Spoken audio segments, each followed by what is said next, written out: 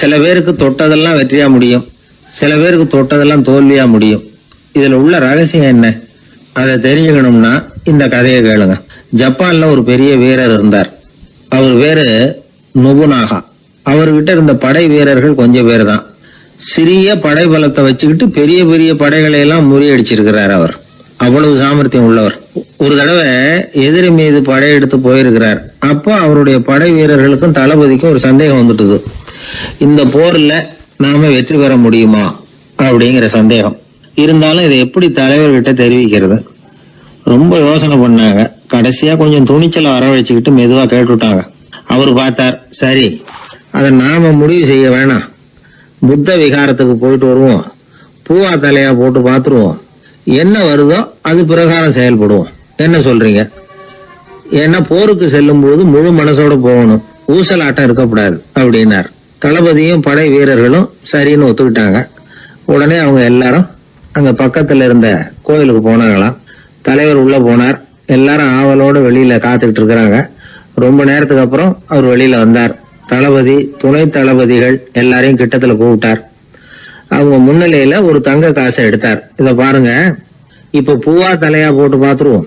பூ வந்தா தோத்துருவோம், தலை வந்தா ஜெயிச்சிருவோம். அதனால பூ விழுந்தா போர் வேணாம், அதை தவிர்த்துருவோம். தலை விழுந்ததுன்னா போருக்கு போவோம். விதி இப்போ நம்ம கையில தான் இருக்கு. இங்க என்ன தீர்ப்பு கிடைக்குதோ அது பிரகாரம் நடப்போம் அப்படின்னு சொல்லிவிட்டு தங்க காசு சுண்டி போட்டார். அது அப்படி சுழன்று மேல போய் கணீர்னு தரையில வந்து விழுந்தது. எல்லாரும் ஆவலோடு அதை குனிஞ்சி பாக்குறாங்க. தலை விழுந்திருக்குது.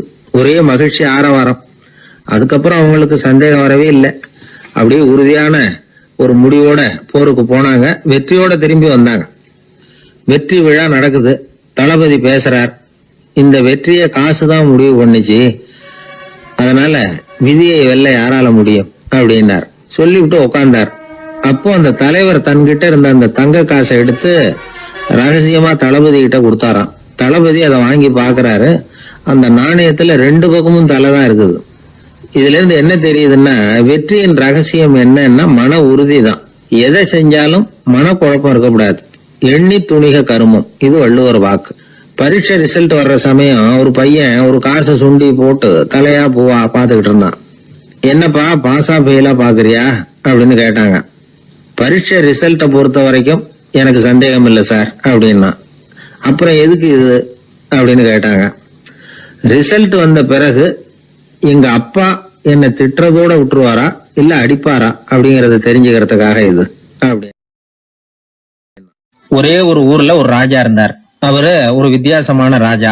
எந்த வகையில வித்தியாசமானவர்னு கேட்டா, மக்கள் கிட்ட வரி வசூல் பண்றதுல கொஞ்சம் வித்தியாசமானவர். மற்ற மன்னர்கள் மாதிரி ஒரு நேரடியா வரி வசூல் பண்றது இல்ல, கொஞ்சம் மறைமுகமா அதை பண்ணுவார். அது எப்படின்னா, ஒவ்வொரு குடிமக்களுக்கும் மாசம் 1 மரக்கால் நெல் மக்கள் கொடுக்கறது இல்ல, ராஜா மக்களுக்கு கொடுப்பார் 1 மரக்கால் நெல்ல. அதாவது அரண்மனையில இருந்து ஒவ்வொரு வீட்டுக்கும் நெல் வந்து சேர்ந்துரும். அந்த 1 மரக்கால் நெல்லை இவங்க வாங்கிக்கிட்டு அதுக்கு பதிலா 1 மரக்கால் அரிசியை ராஜாவுக்கு திருப்பி கொடுக்கணும். இதுதான் அந்த ஊர் வழக்கம். ராஜா வந்து ஜனங்களுக்கு நெல்லை கொடுத்துட்டு அதுக்கு பதிலா அதே அளவு அரிசியா திருப்பி வாங்கிக்குவார். இதை தவிர வரி ஏதும் வசூல் பண்றது இல்ல. இப்படி ஒரு ராஜா. இது மேம்போக்கா பாக்குறதுக்கு ஏதோ சாதாரணமா தெரிஞ்சாலும் குடிமக்கள் ரொம்பவும் கஷ்டப்பட்டாங்க. ராஜா கொடுக்கற நெல்லையும் அரிசியாக்கணும், அதோட இன்னும் ஒரு பாதி அரிசியை அவங்க சேர்த்தும் கொடுத்தாகணும். மக்கள் வந்து ராஜாவை திட்ட ஆரம்பிச்சுட்டாங்க. இந்த ராஜா எப்ப சாவார் அப்படின்னு எதிர்பார்க்க ஆரம்பிச்சுட்டாங்க. ஏன்னா ரொம்ப கஷ்டப்படுத்துறாரு அப்படின்னு. பல பேர் அந்த ஊர்ல வீட்டை காலி பண்ணிவிட்டு வெளி தேசத்துக்கு போட்டாங்க. இங்க காலம் தள்ளுறது ரொம்ப கஷ்டம்னு. மக்கள் எதிர்பார்த்தது மாதிரியே நடந்தது. அந்த மன்னன் நோய் வந்து படுத்த படுக்கை ஆயிட்டான். ராஜா அப்படி சாக கிடக்குறாருன்னு தெரிஞ்சும் மக்கள் யாருமே வந்து பாக்கல. எப்படி பாப்பாங்க? அவர் தான் எப்ப போவாருன்னு பாத்துக்கிட்டு இருக்கிறாங்களே. என்னை ஏன் யாருமே வந்து பார்க்க மாட்டேங்கிறாங்க நம்ம குடிமக்கள்ல அப்படின்னு மந்திரி கிட்ட கேட்டார் ராஜா. நம்ம ஊர்ல மக்கள் எங்க இருக்காங்க பாக்குறதுக்குன்னாரு அவரு. ஏன் என்னாச்சு அவங்களுக்குன்னு கேட்டார். அமைச்சர் அப்பதான் அரசனுக்கு அவன் பண்ணின தவறை வந்து சுட்டி காட்டினார். மக்களுக்கு இழைத்த கொடுமையை எடுத்து சொல்லி புரிய வச்சார். அதுக்கப்புறம் தான் மன்னருக்கு ஞானோதயம் வந்தது. செய்த பாவங்களை எண்ணி வருத்தப்பட்டான். மெதுவா அமைச்சர் பக்கம் திரும்பி, எங்க என் புள்ளன்னு கேட்டான். அவர் எங்கேயாவது ஊர் சுத்திக்கிட்டு இருப்பார், சூதாட்ட விடுதிகள்ல கிடப்பார் அப்படின்னாரு அமைச்சர். அவன் எங்க இருந்தாலும் உடனே அழைச்சிட்டு வாங்கன்னு உத்தரவு போட்டார் ராஜா. அடுத்த நாளே இளவரசனை கொண்டாந்து நிறுத்தினாங்க. தந்தையே என்ன செய்யணும்னா சொல்லுங்க அப்படின்னு கேட்டான் இளவரசன். அவர் சொன்னார், மகனே, மக்களுக்கு வந்து நான் பொல்லாதவன் ஆயிட்டேன், அவங்க எல்லாம் என்ன நல்லவன்னு சொல்லணும், அப்படி அவங்கள சொல்ல வைக்க வேண்டியது உன்னோட பொறுப்புன்னார். தந்தையே, நீங்க கவலைப்படாதீங்க, உங்களை ரொம்ப ரொம்ப நல்லவர்னு மக்கள் சொல்லும்படியாக நான் செய்யறேன் அப்படின்னா பையன். அதுக்கப்புறம் கொஞ்ச நாள்ல பையன் பட்டத்துக்கு வந்தான். அவன் என்ன பண்ணான், வரி வசூல் பண்ற முறையில ஒரு மாற்றத்தை உண்டு பண்ணான். என்ன மாற்றம் பண்ணனான்னா, ஒவ்வொரு வீட்டுக்கும் ஒரு மரக்கால் உமிய கொடுக்கறது, அதுக்கு பதிலா ஒரு மரக்கால் அரிசியை வாங்கிக்கிறது. அப்பா என்ன பண்ணாரு, நெல்லை கொடுத்துட்டு அரிசியா வாங்கினார். இவன் மகன் உமிய கொடுத்துட்டு அரிசியா வாங்கினான். கொஞ்ச காலம் ஆச்சு. ஒரு நாள் மந்திரியை கூப்பிட்டு கேட்டான், அமைச்சரே, நம்ம ஊர் மக்கள் என்ன பேசிக்கிறாங்க அப்படின்னு. உங்க அப்பா ரொம்ப நல்லவன்னு பேசிக்கிறாங்க அப்படின்னாரு அமைச்சர். எப்படி இருக்கு பாருங்க, இவன் பண்ற கொடுமையில அப்பன்காரன் ரொம்ப நல்லவன் ஆயிட்டான். அதாவது இளவரசனை விட பழைய மன்னரே ரொம்ப நல்லவர், ரொம்ப பாதி கஷ்டம் தான் இது முழு கஷ்டம்ங்கிறது மாதிரி ஆயிட்டுது. எப்படியோ அப்பாவுக்கு கொடுத்த வாக்க புள்ள காப்பாத்தி விட்டான். அதாவது மன்னர் ரொம்ப நல்லவர்னு சொல்ல வைக்கிறேன்னு தானே சொன்னான், அதே மாதிரி சொல்ல வச்சுட்டான். இந்த காலத்துல இது மாதிரி அப்பாவுக்கு உதவுற பிள்ளைகள் உண்டு. ஒரு பிள்ளையாண்டான்னு சொன்னான், நான் எங்க அப்பாவுக்கு ரொம்ப ரொம்ப உதவியா இருக்கிறேன் அப்படின்னா. அப்படியா, உங்க அப்பாவுக்கு ரொம்ப உதவியா இருக்கிறியா அப்படின்னா, உங்க அப்பா என்ன செஞ்சுட்டு இருக்காருன்னு கேட்டேன். சும்மாதான் இருக்கிறார் அப்படின்னா அவன். சும்மா இருக்கிறதுக்கு இவன் உதவியா இருக்கிறானா? இப்படி இருக்கிறாங்க. அதாவது நல்லவன் அப்படின்னு பேர் வாங்குறது ரொம்ப கஷ்டம். அத எந்த வகையில வாங்கணும்னு முடிவு பண்றதுதான் முக்கியம். அதனால வாழ்க்கையில நாம மன்னரா இருந்தாலும் சரி, சாதாரண மக்களா இருந்தாலும் சரி, நல்லவன் அப்படிங்கிற பேர் வாங்குறது ரொம்ப முக்கியம். அப்படி நல்லவன்கிற பேர் வாங்கிட்டா வாழ்க்கை ரொம்ப சுலபமா அமையும். பண்றதுன்னு எனக்கு புரியல அப்படின்னு கவலைப்பட்டார் ஒரு அப்பா. என்ன பண்றது, அப்பாவோட குணம் கொஞ்சமாவது பிள்ளைக்கும் இருக்கதானே செய்யும்னா. அட போங்க சார், அவனை அடக்கிறதுக்கு ஏதாவது வழி சொல்லுவீங்கன்னு பார்த்தா நீங்க என்னோட சரித்திரத்தை புரட்ட ஆரம்பிச்சுட்டீங்களே. அப்புறம் கேட்டேன் அவரை, சரி பையன் அடம் பண்ணா அவனை நீங்க எப்படி அடக்குறீங்க அதை சொல்லுங்க முதல்ல, அதுக்கப்புறம் என் யோசனையை சொல்றேன் அப்படின்னு. அவரு சொன்னார், வேற என்ன பண்ணுவேன், மிரட்டுவேன், அடிப்பேன், அவ்வளவுதான் எனக்கு தெரியும்னார். அடிச்சா அடங்கிடுவானா பையன் அப்படின்னு கேட்டேன். அது எப்படிங்க அடங்குவான், இன்னமும் தீவிரமா அடம் பண்ண ஆரம்பிச்சிருவான், கத்தி ரகலை பண்ணிவிடுவான் அப்படின்னாரு. குழந்தை அடம் பண்றானேங்கிற கவலை பல குடும்பங்கள்ல உள்ள ஒரு பிரச்சனை தான். இதுக்கு இப்ப மருத்துவர்கள் ஒரு சுலபமான வழியை சொல்றாங்க. அது என்னன்னா, ஒரு குழந்தை அடம் பண்ணிச்சுன்னா அதை அடிக்கப்படாதான், அதுக்கு பதிலா வேற ஒரு காரியம் பண்ணலாமா. அது என்னன்னா, குடும்பத்துல இருக்கிற எல்லாரும் ஒண்ணு சேர்ந்து அந்த குழந்தைகிட்ட கொஞ்ச நேரம் பேசாம இருந்தோம்னுமா, பேச்ச நிறுத்திக்கணும். குழந்தையால பேசாம இருக்க முடியாது, அது யோசனை பண்ணும், தன்னுடைய தவறை உணர்ந்து அது வருந்த ஆரம்பிக்கும். இப்படி தொடர்ந்து செஞ்சுக்கிட்டு வந்தா குழந்தை கொஞ்ச நாள்ல அடம் பண்றதை நிறுத்தி கொடுமா. இது டாக்டர்கள் இப்ப சொல்லி கொடுக்குற ஒரு யோசனை. அதே மாதிரி சில குழந்தைகள் சரியான காரணம் இல்லாம அடம் பண்ணணுங்கிறதுக்காகவே கத்துது பாருங்க, அதை நிறுத்துறதுக்கு கூட ஒரு வழி இருக்குது. அது என்ன வழின்னா, அது அழற சமயத்துல அந்த சத்தத்தை ஒரு டேப் ரெக்கார்டர் மூலமா பதிவு பண்ணி வச்சுக்கணும். குழந்தை கத்த ஆரம்பிக்குதுன்னு வைங்க, உடனே ஏற்கனவே பதிவு பண்ணி வச்சிருக்கிற அழுகை சத்தத்தை போட்டு அந்த குழந்தை காதுல விழறது மாதிரி பண்ணணும். தன்னுடைய அழுகை சத்தத்தை கேட்க ஆரம்பிச்ச உடனே அந்த குழந்தை தான் அழறத நிறுத்திக்குமா. சில குழந்தைகள் சாப்பிட மாட்டேன்னு அடம் பண்ணும். வளர்ந்த குழந்தைய வற்புறுத்தி சாப்பிட சொல்லக்கூடாது. சில பேர் என்ன பண்ணுவாங்கன்னா, கட்டாயப்படுத்தி சாப்பாட்டை திணிப்பாங்க. அதெல்லாம் ரொம்ப தப்பு. குழந்தைக்கு விவரம் தெரிஞ்சதுக்கு அப்புறம் சாப்பாட்டு விஷயத்துல நீங்க தலையிட வேண்டிய அவசியமே இல்லை. பசிச்சா சாப்பிடணும்ங்கிறது அதுக்கு புரியும். அது தானாவே சுதந்திரமா எடுத்து போட்டு சாப்பிடுறதுக்கு அனுமதிக்கணும். நீங்க போய் அதுகிட்ட நின்றுட்டு சாப்பிடு சாப்பிடு அப்படின்னு வற்புறுத்திட்டு இருக்க கூடாது. நீங்க அதை வற்புறுத்தாம இருந்தா அது உங்களை வித்தியாசமா பார்க்க ஆரம்பிக்கும். உண்மையிலேயே பசி இருந்ததுன்னா தனக்கு எவ்வளவு தேவையோ அவ்வளவு எடுத்து போட்டுக்கிட்டு அந்த குழந்தை சாப்பிட்டுக்கும், எந்த பிரச்சனையும் இருக்காது. ஆக இது மாதிரியான சில நுட்பங்களை நாம மனசுல வச்சுக்கணும். அப்படி வச்சுக்கிட்டோம்னா வீட்டுல குழந்தைகளால எந்த பிரச்சனையும் இருக்காது. இந்த காலத்து பையன் ஒருத்தன், அவன் ரொம்ப கவலையோட வந்தான். என்னப்பா விஷயம்னு விசாரிச்சேன். எங்க அப்பா என்கிட்ட ஒரு மாசம் உன் கூட பேச மாட்டேன் போ அப்படின்னு சபதம் போட்டுட்டாருன்னா, அதுக்காகவா இப்படி கவலைப்படுறேன்னு கேட்டேன். இல்லைங்க, அந்த ஒரு மாச கெடு இன்னையோட முடியுது, அதுக்காக கவலைப்படுறேன் அப்படின்னா. ஒரு பெரிய சிந்தனையாளர் இருந்தார். அவர் ரஷ்யாவில் இருந்தார். நிறைய புத்தகங்கள் எழுதியிருக்கிறார். அவர் பேரு ஓஸ்பென்ஸ்கி. உலகின் மிகச்சிறந்த 3 புத்தகங்கள்ல ஒண்ணு இவர் எழுதியிருக்கிறார் அப்படின்னு கூட சொல்றது உண்டு. அப்பேற்பட்ட எழுத்தாளர். அந்த காலத்துல குருஜீஃப் அப்படின்னு சொல்லி ஒரு பெரியவர் இருந்தார். ரொம்ப எளிமையான வாழ்க்கை வாழ்ந்துகிட்டு இருந்தவர். இவரை தேடி அந்த எழுத்தாளர் வந்தார்.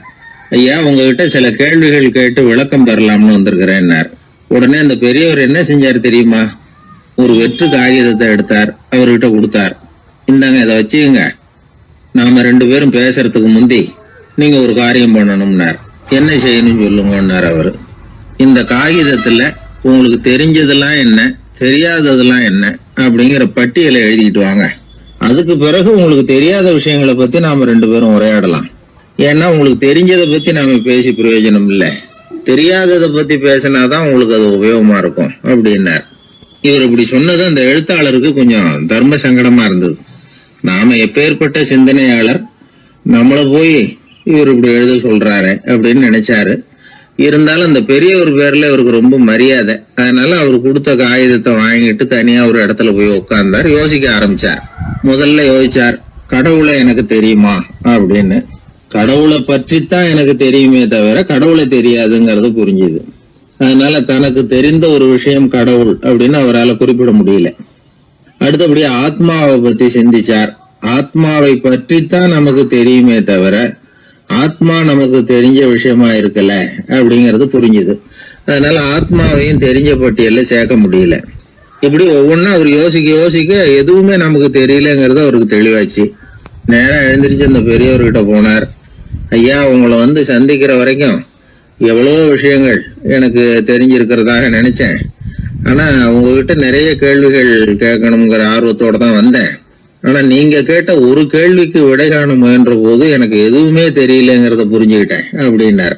அப்படின்னா உலக புகழ்பெற்ற இவ்வளவு புத்தகங்களை உங்களால எப்படி எழுத முடிஞ்சதுன்னு கேட்டார். இவர் சொன்னார், ஐயா, இப்பதான் எனக்கு புரியுது. எனக்கு தெளிவில்லாத பல விஷயங்களையும் நான் எழுதியிருக்கிறேன். அவையெல்லாம் வெறும் வார்த்தை குவியல்கள்ங்கிறத நான் இப்ப உணர்றேன். வார்த்தைகளே அறிவு அப்படிங்கிற மயக்கத்திலிருந்து இப்ப நான் விடுபட்டுட்டேன். அறிவுத்துறையில நான் ஒரு பூஜ்யம்ங்கிறது புரிஞ்சு போச்சு அப்படின்னார். இப்ப பெரியவர் சொன்னார், இப்பதான் உங்களுக்கு உண்மையான அறிவு ஏற்பட ஆரம்பிச்சிருக்குது. எப்போ ஒரு மனிதன் தன்னுடைய அறியாமையை உணர ஆரம்பிக்கிறானோ அப்போதுதான் அறிவின் தொடக்கத்துல அடி எடுத்து வைக்கிறான் அப்படின்னார். அதுக்கு பிறகு என்னாச்சு தெரியுமா?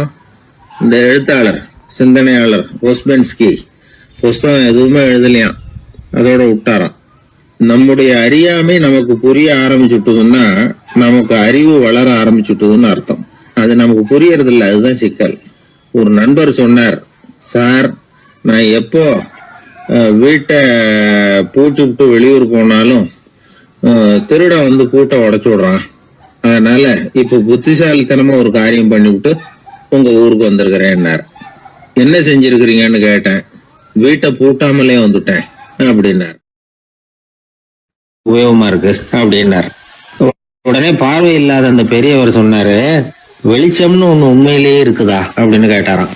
உண்மையிலேயே வெளிச்சம் இருக்குங்க அப்படின்னு சொல்லி இருக்கிறாங்க, அதை நான் நம்ப மாட்டேன் அப்படின்னாரா அவரு. சூரியன் இருக்கு, சந்திரன் இருக்கு, நட்சத்திரம் இருக்கு அப்படின்னு எல்லாம் சொல்லி பார்த்துருக்குறாங்க, அதையெல்லாம் ஒத்துக்கிறேன். ஆனா அதையெல்லாம் என்ன கொஞ்சம் தொட்டு பார்க்க விடுங்களேன் அப்படின்னாராம்.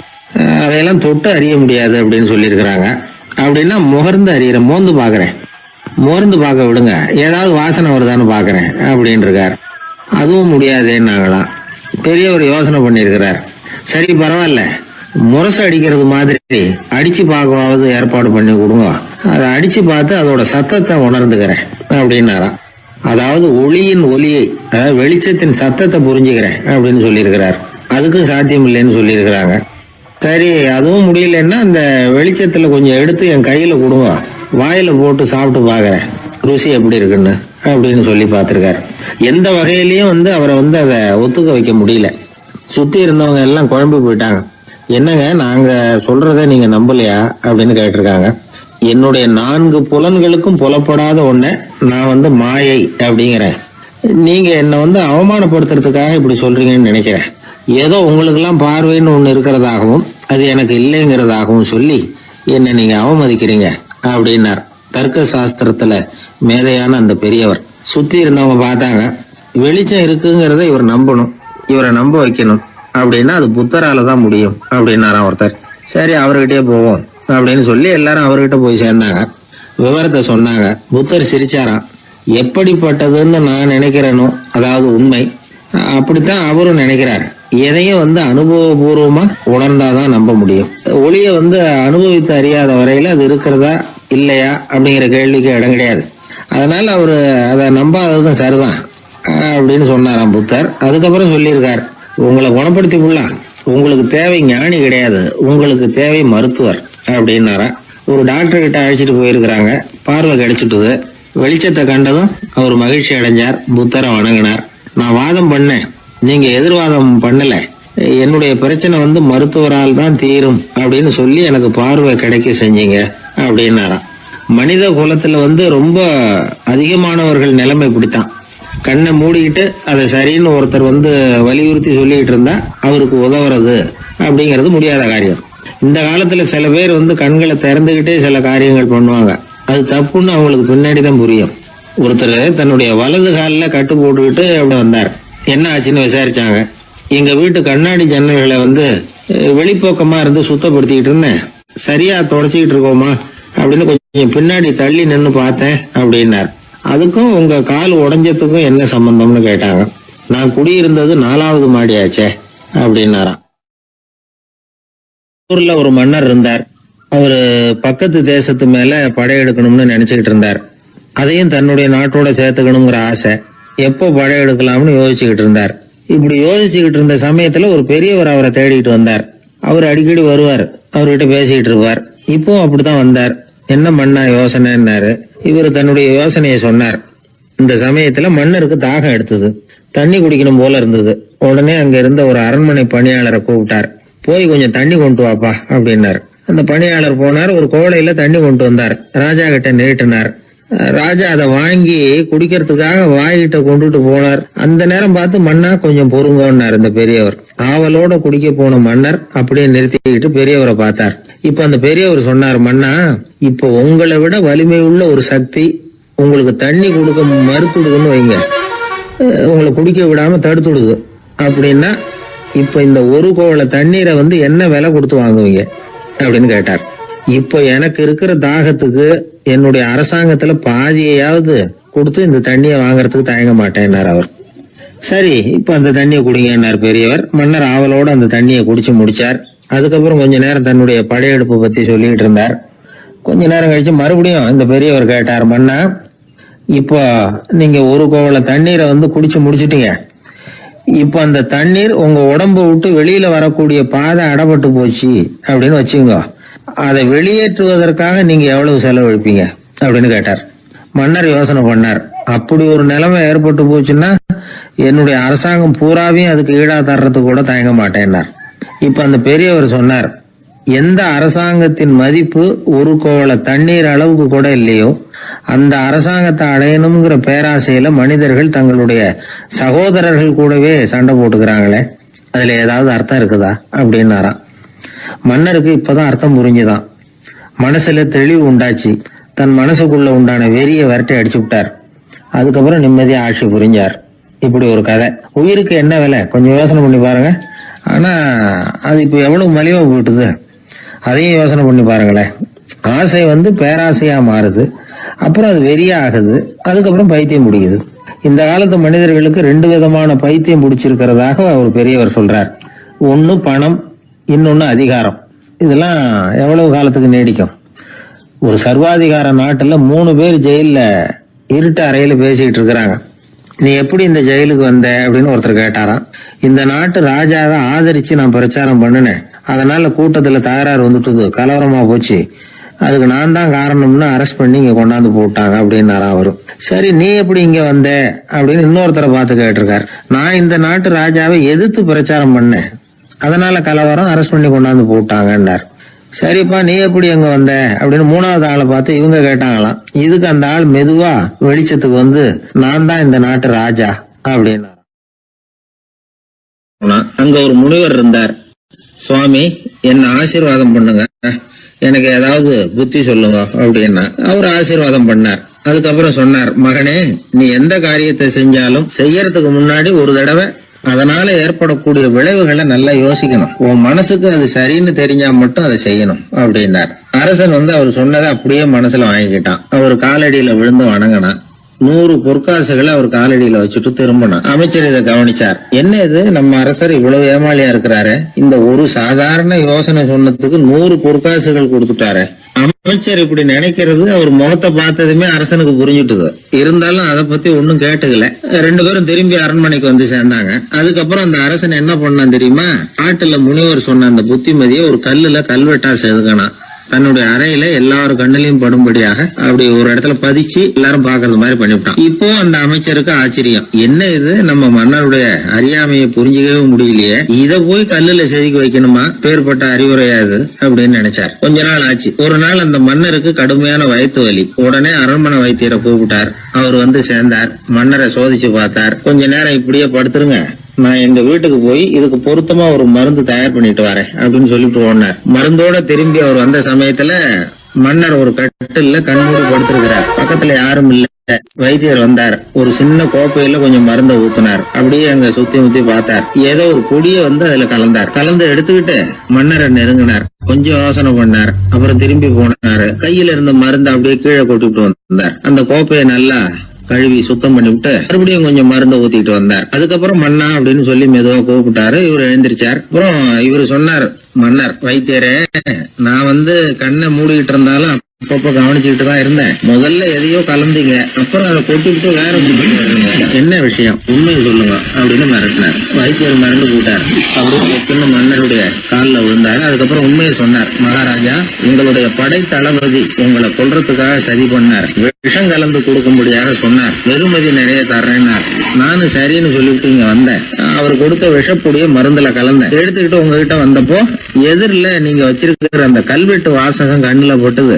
எந்த காரியத்தை செஞ்சாலும் அதோட விளைவுகளை பத்தி யோசிக்க சொல்லிச்சு அந்த வாசகம். யோசனை பண்ணுனேன், என் உயிருக்கே ஆபத்துங்கிறத புரிஞ்சுக்கிட்டேன். உடனே திரும்பி போய் அதை கொட்டி கழுவி விட்டு வேற நல்ல மருந்தா ஊத்திக்கிட்டு வர்றேன் அப்படின்னார். இப்ப அந்த மன்னர் அமைச்சரை கூப்பிட்டார். பாத்தீங்களா, இந்த புத்திமதிய அன்னைக்கு நீங்க அலட்சியமா நினைச்சீங்க, இன்னைக்கு அதுதான் என் உயிரை காப்பாத்தி இருக்குது அப்படின்னார். அமைச்சர் தலையை குனிஞ்சுக்கிட்டாராம். அதனால பெரியவர்கள் நமக்கு சொல்ற புத்திமதி சாதாரணமா தான் தெரியும். அதுக்காக நாம வந்து அதை அலட்சியம் பண்ணிடக்கூடாது. இந்த காலத்துல ஒருத்தன் ஒரு சாமியார் கிட்ட போனா ஒரு 1000 ரூபாய அவர் காலடியில வச்சுட்டு திரும்பி வந்தான். எதுக்கு அதுன்னு கேட்டேன். இன்னைக்கு நான் இந்த அளவுக்கு நல்லபடியா இருக்கிறதுக்கு அவர் தான் காரணம். ஏற்கனவே ஒரு தடவை இவர்கிட்ட வந்து புத்தி சொல்லுங்கன்னு கேட்டேன், மாட்டேன்னு விட்டார். அன்னைக்கு அவர் ஏதாவது எனக்கு புத்தி சொல்லி நான் அது பிரகாரம் நடந்திருந்தேன்னா இன்னைக்கு நான் வீணா போயிருப்பேன்.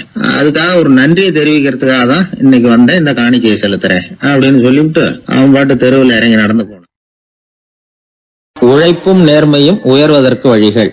அதை விட்டுட்டு உட்கார்ந்த இடத்துல இருந்துகிட்டே உயர போகணும் அப்படின்னு ஆசைப்படக்கூடாது. பல பேர் அப்படிதான் கற்பனை பண்றாங்க. அந்த கற்பனையிலேயே பாதி வாழ்க்கை ஓடி போடுது. உழைப்புங்கிற வழியையும் நேர்மைங்கிற வழியையும் ஒதுக்கிவிட்டு குறுக்கு வழியில ஓட நினைக்கிறவங்க குப்புற விழுந்துடுறாங்க. எந்த தொழிலை நாம செய்தாலும் சரி, அந்த தொழிலுக்குரிய பெருமையை நாம புரிஞ்சுக்கிட்டு அதுல ஈடுபடணும். அப்படி இல்லாம என்ன சார் பொழப்புது, இந்த தொழிலை மனுஷன் செய்வானா அப்படி புலம்பிக்கிட்டு இந்த தொழிலையே செஞ்சுட்டு இருக்கிறவங்க நம்மள பல பேர் உண்டு. செய்யும் தொழிலே தெய்வம் அப்படின்னு சொல்றாங்கல்ல, அப்படி சொல்றது எதுக்காக? அந்த அளவுக்கு அதுல ஒரு ஈடுபாடு வேணுங்கிறதுக்காகத்தான். ஒரு பெரிய மலைப்பகுதி, அந்த மலை அடிவாரத்துல ஒரு சிற்பி உட்காந்து ஒரு சிலையை வடிச்சுக்கிட்டு இருக்கிறான். கையில ஒரு சின்ன உளிய வச்சுக்கிட்டு ஒரு பெரிய கருங்கல் பாறையை கொஞ்சம் கொஞ்சமா உடைச்சுக்கிட்டு இருக்கான். ஒரு சிற்பத்தை வடிக்கிறதுங்கிறது அவ்வளவு உன்னதமான ஒரு தொழிலா? எல்லாராலையும் முடியுமா அது? அப்படி இருந்தும் அந்த சிற்பிக்கு மன நிறைவில்லை. அவன் நினைக்கிறான், இந்த கடுமையான வெயில்ல உட்கார்ந்து வேலை செய்யறது எவ்வளவு கஷ்டம். நாம ஒரு சிற்பியா இருக்கிறதுனால தானே சூரியன் கடுமையான வெப்ப கதிர்களை நம்ம மேல வீசுறான். நாமளே அந்த சூரியனா இருந்துட்டா இந்த கஷ்டம் இருக்காதே. நம்மளை கஷ்டப்படுத்துறவன் நம்மளை விட வலிமை உள்ளவன். அதனால நாம அவனா மாறி விடுறதுதான் நல்லது அப்படின்னு அந்த சிற்பி யோசனை பண்ணான். அவன் எண்ணம் உடனே நிறைவேறிட்டுது. இயற்கைங்கிற மாபெரும் சக்தி அவனை ஒரு சூரியனா மாத்தி விட்டுது. சிற்பி இப்போ ஒரு சூரியனா மாறினான். இனிமே இந்த உலகத்துல நம்மளை விட வலிமை உள்ளவன் வேற யாரும் கிடையாது அப்படின்னு நினைக்க ஆரம்பிச்சுட்டான். அவனுக்கு மகிழ்ச்சியா இருந்தது. அந்த மகிழ்ச்சி அதிக நேரம் நீடிக்கல. ஏன்னா கொஞ்ச நேரத்துல ஆகாயத்துல கரிய மழை மேகங்கள் அப்படியே சூழ்ந்து வந்தது. சூழ்ந்து வந்த மேகங்கள் சூரியனை மறைக்க ஆரம்பிச்சது. இப்போ சூரியனா இருந்த அந்த சிற்பி நினைச்சு பாக்குறான், என்ன இது, என்னையே இந்த மேகம் மூடி மறைக்குதுன்னா அது என்னை விட பெரிய ஆளாதான் இருக்கணும். அதனால இனிமே நாம சூரியனா இருக்கக்கூடாது, நாம மேகமா தான் இருக்கணும், அதுதான் கௌரவம் அப்படின்னு நினைக்க ஆரம்பிச்சிட்டான். இப்பவும் பாருங்க, இயற்கை அவனுடைய ஆசைய நிறைவேற்றி வச்சது. சூரியனா இருந்த சிற்பி மேகமா மாறினான். வான வீதியில அப்படி உல்லாசமா வர ஆரம்பிச்சான். அந்த உல்லாசமும் அதிக நேரம் நீடிக்கல. எதிரில பார்த்தா பிரம்மாண்டமான மலைகள் வழியை அடைச்சிட்டு நிக்குது. வேகமா வந்த மேகம் மலையில மோதிக்கிட்டுது. அந்த மலையை தாண்டி அப்பால செல்ல முடியல. இப்போ அந்த மேகம் நினைக்குது, நாம எந்த தடையும் இல்லாம அந்தரத்துல மிதந்து வர்றோம். நம்மையே போக விடாம தடுக்குதுன்னா அந்த மலைக்கு எப்பேற்பட்ட வலிமை இருக்கணும். இனிமேல நாம மேகமா இருந்து பிரயோஜனம் இல்ல, இருந்தா மலையா இருக்கணும், அதுதான் பெருமை அப்படின்னு நினைக்க ஆரம்பிச்சான். இப்பவும் பாருங்க, இயற்கை அவனுடைய ஆசையை நிறைவேற்றி வச்சது. மேகமா இருந்த சிற்பி மலையா மாறினான். பெரிய மலை பூமிக்கும் வானத்துக்குமா நின்றுகிட்டு இருக்கு. இனிமே நமக்கு எந்த கவலையும் இல்ல அப்படின்னு நினைச்சது அந்த மலை. இப்படி நினைச்சுக்கிட்டு இருந்த வேளையில அந்த மலையோட காலடியில அடிவாரத்துல ஏதோ சத்தம் கேட்டது. என்ன சத்தம் இது அப்படின்னு சொல்லி அந்த மலை மெதுவா குனிஞ்சு பார்த்துதான். பார்த்தா அங்க ஒரு மனுஷன் தன்னுடைய கையில உளிய வச்சுக்கிட்டு மலையை கொத்திட்டு இருக்கிறான். ஏதோ ஒரு சிற்பத்தை வடிக்கிறதுக்காக அவன் முயற்சி பண்ணிட்டு இருக்கிறான். இப்போ அந்த மலை நினைச்சுதான், மலையே ஒருத்தன் உடைக்கிறான்னா அவன் எப்பேற்பட்ட வலிமை உள்ளவனா இருக்கணும். இனிமேலும் மலையா இருந்து பிரயோஜனம் இல்ல, மனுஷனா மாறணும், அதுதான் சரி அப்படின்னு நினைச்சுதான். அந்த வினாடியே அந்த மலை ஒரு மனுஷனா மாறிச்சு. அவன் கையில ஒரு உளி, பழையபடியே ஒரு கருங்கல் பாறையை கொத்த ஆரம்பிச்சான். அந்த ஆள் பழைய நிலைமைக்கு வந்துட்டான். இந்த கதையிலிருந்து நாம தெரிஞ்சுக்க வேண்டியது என்னன்னா, தன்னுடைய உண்மையான பலம் என்னங்கிறது தெரியாமலே தாவி தாவி தடுமாறிக்கிட்டு இருக்கிறான் மனுஷன் அப்படிங்கிறது தான். இனிமேலாவது அதை புரிஞ்சுக்கணும். நாம அதுவா மாறணும்னு நினைக்கிறது தப்பு, நாம இருக்கணும் அப்படின்னு நினைக்கிறது தான் உண்மை, அதுதான் சரி. அந்த சிற்பி என்னன்னோ கற்பனை பண்ணி கடைசியில மறுபடியும் சிற்பியாகவே வந்து சேர்ந்தான் பாருங்க. அதனால நம்முடைய உண்மையான பலம் என்ன அப்படிங்கறத தெரிஞ்சுக்கிட்டு நடந்துகிட்டோம்னா வாழ்க்கையில எப்பொழுதும் வெற்றி நிச்சயம். ஒரு தடவை கலைவாணர் NS கிருஷ்ணன் பேராசிரியர் கல்கியை சந்திச்சு பேசிக்கிட்டு இருந்தாராம். கலைவாணர் கல்கியை பார்த்து, எனக்கு கதை எழுத ஆசையா இருக்கு, எப்படி எழுதுறதுன்னு கேட்டாராம். கதை எழுதுறதுக்கு 4 மை வேணும்னாராம் கல்கி. அப்படியா, அப்படின்னா என்னென்ன கலர் மை அப்படின்னு கேட்டிருக்காரு கலைவாணர் சிரிச்சுக்கிட்டே. நான் சொன்னது கலர் மை இல்ல, அது வேற மை. அதாவது கதை எழுதுறதுக்கு தேவைப்படுகிற 4 மை எதுன்னா, 1 திறமை, 2 பேணாமை, 3வது தனிமை, 4வது பொறுமை அப்படின்னாராம். உடனே கலைவாணர், உங்க யோசனை அருமை அப்படின்னாராம். அதுதான் கலைவாணர். பொதுவா எழுத்தாளர்கள் எழுதுற மாதிரி நடந்துக்கிறது இல்ல. ஆனா கலைவாணர் என்ன சொல்லுவாரோ அதே மாதிரி நடந்துக்குவார். எல்லாருக்கும் எல்லாம் கிடைக்கணுங்கிற கருத்தை சினிமா படங்கள்ல வலியுறுத்துவார். அதே மாதிரி நடைமுறை வாழ்க்கையிலேயும் எல்லாருக்கும் எல்லாமும் கொடுப்பார். பணம், பதவி, புகழ் இப்படி எதுவுமே இல்லாத ஒரு சாதாரண மனுஷனா இருந்தா கூட இவர் மனுஷனுக்கு கொடுக்கற மரியாதையில கொஞ்சமும் குறைச்சல் இருக்காது. இந்த குணம் சாதாரணமா எல்லாருக்கும் இருக்கிறது இல்ல.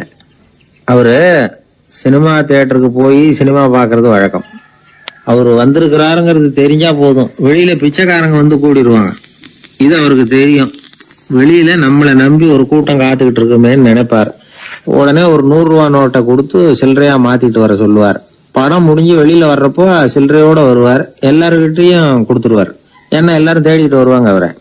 என்ன எல்லாரும் சௌக்கியமா இருக்கிறீங்களா அப்படின்னு பிரியமா விசாரிப்பார். ஏதோ ரொம்ப நெருங்கின சொந்தக்காரங்களை விசாரிக்கிறது மாதிரி விசாரிப்பாரு. தன்கிட்ட இருக்கிற சில்லறையை எல்லாருக்கும் சமமா பிரிச்சு கொடுத்துட்டு தான் அங்கிருந்து புறப்படுவார். ஒரு நாள் அது மாதிரி புறப்படுற சமயத்துல ஒரு சின்ன பையனுக்கு சில்லறை எதுவும் கிடைக்கல கொடுக்கறதுக்கு. இது கலைவாணருக்கு தெரியாது. கார்ல ஏறி புறப்பட்டு போயிட்டார். அந்த பையன் காரை புடிச்சுக்கிட்டு பின்னாடியே ஓடியாந்துருக்கிறான். ஐயா, நீங்களே இல்லைன்னு சொன்னா நான் என்ன பண்றது, இன்னைக்கு பட்னி தான், அம்மாவுக்கு வேற உடம்பு சரியில்லை அப்படின்னு கத்திக்கிட்டே ஓடியாந்தானா. கலைவாணர் கவனிச்சுட்டார்.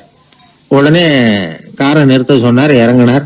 அந்த சின்ன பையனை கட்டி பிடிச்சிக்கிட்டு, என்ன மன்னிச்சுக்கப்பா, நான் கவனிக்காம வந்துட்டேன் அப்படின்னு சொல்லி அழ ஆரம்பிச்சுட்டாராம். இன்னொரு தடவை இதே மாதிரி ஒரு தியேட்டர்ல இருந்து வெளியில வந்திருக்கிறார். ஒரு ஆள் அவர்கிட்ட நின்றுருக்கார். அவர் கொடுக்கறதுக்கு இவர்கிட்ட பணம் இல்ல. பணம் இல்லையாப்பா அப்படின்னாராம். உங்ககிட்டயே இல்லையா அப்படின்னாராம் அவரு. கலைவாணருக்கு மனசு ரொம்ப சங்கடமா போச்சு. உடனே புறப்பட்டு வீட்டுக்கு போனார். அங்க இங்க தேடி பார்த்து அங்க இருந்த கொஞ்சம் நெஞ்ச சில்லறை எடுத்தார். காரு டிரைவரை கூப்பிட்டார். தியேட்டர் வாசல்ல நின்றுகிட்டு இருந்த ஆசாமியோட அங்க அடையாளங்களை சொன்னார். காரை எடுத்துட்டு போய் அந்த ஆளை கண்டுபிடிச்சு இந்த காசை கொடுத்துட்டு வா அப்படின்னு அனுப்பி வச்சாராம். பிச்சை போடுறதுக்காக காரை அனுப்புனதாக வேற யாரை பத்தியாவது நீங்க கேள்விப்பட்டிருக்கிறீங்களா? அவர் ஒரு வித்தியாசமான மனிதர், வித்தியாசமான கலைஞர். கலைவாணரோட சகோதரர் கல்யாணம் நடந்தது. அதுல தியாகராஜ பாகவதர் கச்சேரி முடிஞ்ச உடனே அதுல சம்பந்தப்பட்ட கலைஞர்களுக்கெல்லாம் கலைவாணர் பரிசுகள் கொடுக்கிறார். அந்த கச்சேரியில கடம் வாசிச்சவருக்கு மட்டும் மத்த எல்லாருக்கும் கொடுத்ததை விட பெருசா ஒரு வெள்ளி கோப்பையை பரிசா கொடுத்தாராம்.